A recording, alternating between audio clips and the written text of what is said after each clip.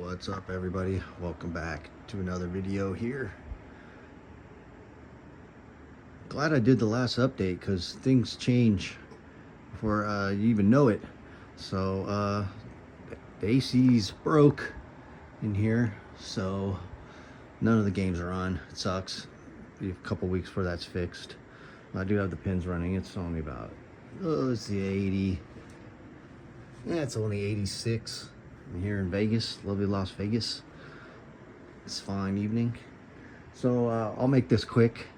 I had some uninspected giveaways, games left, and 2 games left, 2 games came, and I'll just basically break down what happened this week. It kind of wasn't expecting this to happen, but you know, like I said in my previous videos, I need to start keeping things that actually get played a lot, even if they are beloved classics. So we'll basically start off with I picked up a Metallica here, Metallica Premium, a new one, remastered.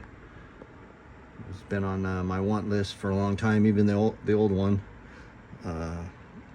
But once they released this, I was like, I gotta have it. So I went into a local dealer here just to play it. So checked it out, met the owner, started talking, and of course he's into classic arcades collecting, and he asked me what I had, and I just, you know, rattled off what I had, of course, and I said I got 720 and Paperboy. Haha, I know what you're thinking. He asked if I wanted to sell Paperboy or 720. I was like, no, they both got to go. I'm not orphaning them. I'll let him orphan them if he wants to sell them or whatever. But they either stayed, both stayed, or they both went. I threw him a number, which was high, and he accepted, which was shocking. So I was like, cool. The easiest gentleman I've ever dealt with when it came, you know, when it comes to selling stuff.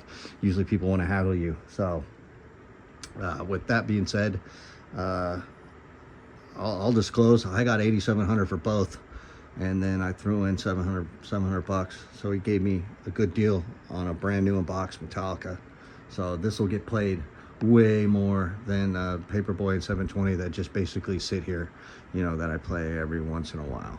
So you know, I restored them, move them on basically. You know, this part of the hobby, just change things up. I'll miss them, but you know, not really, because they don't get played. So we'll play this. The kids are loving it and whatnot. So, and then he came over. When he came over and looked at the games, said he'd take it, and I had the Dragon's Lair 2. He said, "Is that for sale?" I'm like, "Yeah." So, and I noticed he had sent me a photo of his overflow, and in his overflow was this little gem. So I just basically said, what do you want? We'll do a straight trade. And he took it. So I've had the Dragon's Lair 2 for sale, you know, for 6 months or so at 2,600. And, you know, people wanted it, but, you know, shipping kind of messed things up. And, you know, Vegas, nobody wanted it in Vegas. So basically, it needs a little bit of work to it. But I think I'll do all right. I'll be able to multi this, unlike the Dragon's Lair that I wasn't able to do anything with. So, but yeah, that's basically what happened this week. It all happened so fast.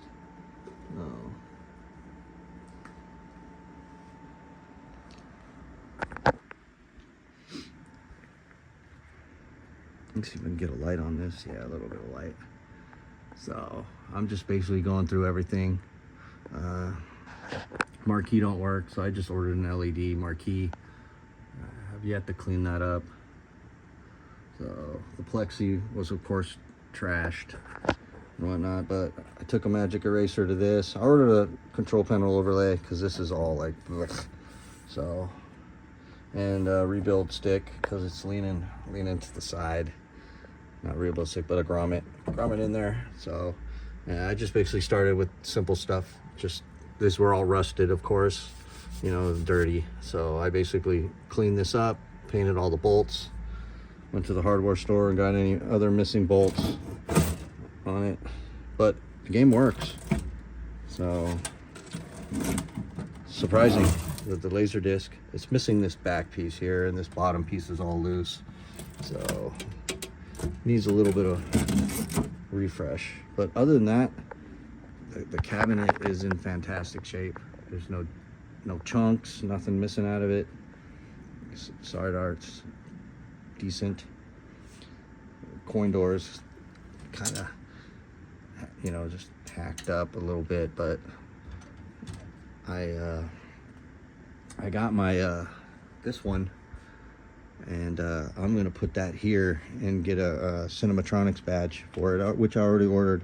I ordered the Cinematronics badge. Ordered a new plexi for it already. You know, stuff to rebuild the sticks, new coin rejects. These are all nasty.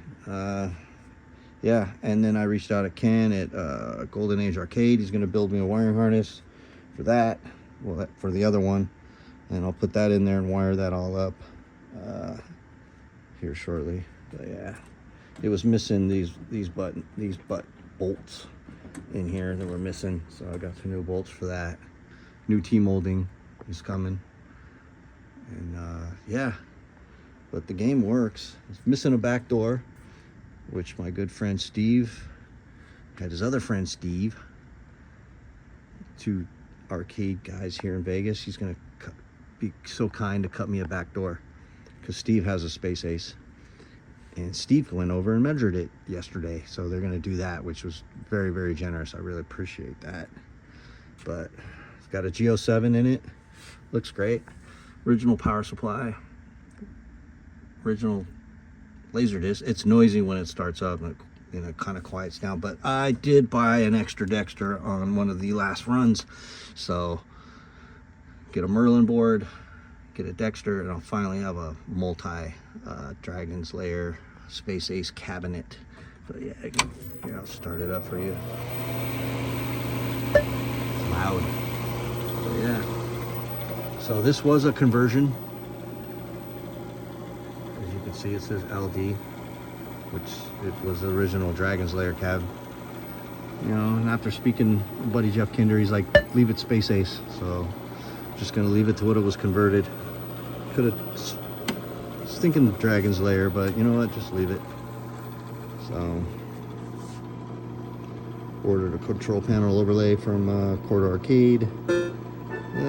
The side art, a little chunky, but yeah, the G07 looks great. Ace is being attacked by the evil Commander Borg. Hold your fire. Who is that creep? Yeah. So for a working Space Ace, you know, for $2,600, probably, you know, without the Dexter, of course, just basically refreshing it up and getting it working again, you know, I think it'd probably be like less than $400. So, but yeah, the row is missing my two OGs, but it's time to move on. Turn off this light, my headlamp. So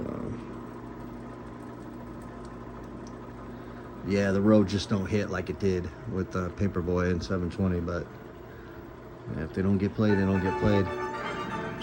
And this shit right here is annoying. It's just a track mode over and over. I gotta turn that off somehow, hopefully. So, but yeah, that row kind of is womp womp womp. But it is what it is. I got a Metallica to play, so screw it. But yeah, that's the update, guys.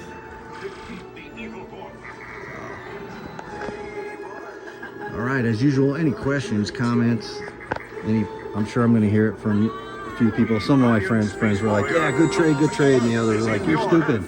So, yeah, to each their own. So, there's Pulsar. Taking it out. Finally to the track tomorrow night. Finally. But, cool. All right, guys. You guys have a good night, and hopefully this will be fixed. And I can actually show what's up with this. Only thing I did is I bought a shaker motor, of course. The guy gave me one, so. And expression lighting's next. I'll order those. And then I also ordered just, you know, new rubbers from Titan Pinball. So, man, since it's been hot out here, I think I played this like 4 times. I think I played it twice tonight and twice since Monday, which has been killing me. So, cool. All right, enough babbling. Y'all have a good one. Till next time, do another update on, we'll just consider this Space Ace part 1. But I'll do part 2.